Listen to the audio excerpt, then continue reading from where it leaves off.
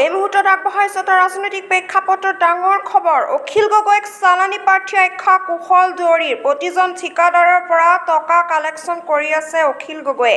অখিল গগৈৰ বিৰুদ্ধে মহা বিস্ফোৰণ কুশল দুৱৰীৰ। শিৱসাগৰত ঠিকাদাৰৰ পৰা লুটি পুটি খাই আছে অখিল গগৈয়ে। এনেধৰণে মন্তব্য আগবঢ়াইছে কুশল দুৱৰীয়ে। অখিল গগৈ শিৱসাগৰৰ মানুহ নহয়, তেওঁৰ পৰিয়ালো ইয়াত নাথাকে। এটাৰ পাছত আন এটা অভিযোগ অখিল গগৈৰ বিৰুদ্ধে কুশল দুৱৰীৰ। শিৱসাগৰৰ কাৰণে একো চিন্তা নকৰে অখিল গগৈয়ে। পুনৰবাৰ জনাইছোঁ, অখিল গগৈক চালানী প্ৰাৰ্থী আখ্যা কুশল দুৱৰীৰ। অখিল গগৈক চালানী প্ৰাৰ্থী আখ্যা দিছে কুশল দুৱৰীয়ে। প্ৰতিজন ঠিকাদাৰৰ পৰা টকা কালেকশ্যন কৰি আছে অখিল গগৈয়ে। অখিল গগৈৰ বিৰুদ্ধে মহা বিস্ফোৰণ কুশল দুৱৰীৰ।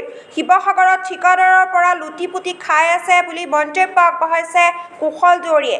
অখিল গগৈ শিৱসাগৰৰ মানুহো নহয় আৰু তেওঁৰ পৰিয়ালো ইয়াত নাথাকে। শিৱসাগৰৰ কাৰণে একো চিন্তা নকৰে অখিল গগৈয়ে। এনেধৰণৰ এটাৰ পাছত আন এটা অভিযোগ অখিল গগৈৰ বিৰুদ্ধে আগবঢ়াইছে কুশল দুৱৰীয়ে। ৰাজনৈতিকভাৱে অখিল গগৈ এইবাৰ শেষ হৈ যাব। অখিল গগৈ বুলি আৰু ৰাজনীতি কৰিবলৈ ইয়াতে মানুহ নাথাকিব। কাৰণ যোৱা 5 বছৰে তেওঁ যিখিনি অভদ্ৰামী কৰিল বিভিন্ন সময়ত, আজি সেইকাৰণে শিৱসাগৰ বাকী তেওঁৰ লগত নাইতো। তেওঁ আজি অবৈধ কোনোবা বাংলাদেশী মানুহক আনি পিনে ইয়াতে নিৰ্বাচনী প্ৰচাৰ চলাবলগীয়া হৈছে।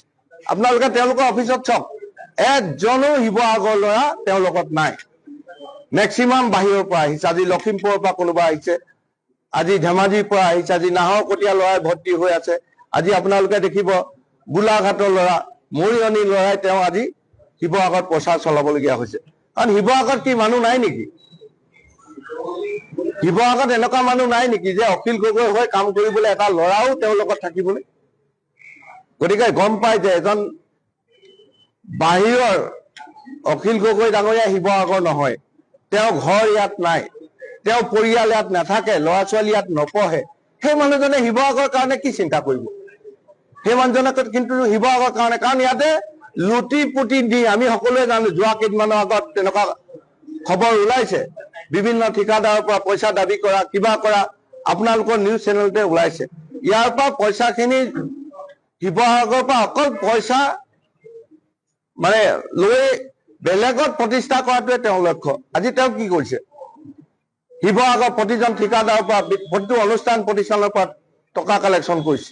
কৰি কি কৰিছে? তেওঁ পাৰ্টিটোক যাতে ৰেজিষ্টাৰ কৰিব পাৰে তাৰ কাৰণে জোৰ দিছে। শিৱসাগৰত কাম কৰাৰ কাৰণে অখিল গগৈ জোৰ দিয়া নাই নহয়। তেওঁ মাত্ৰ 6% লাগে অসমৰ টোটেল ভোটাৰৰ পৰা।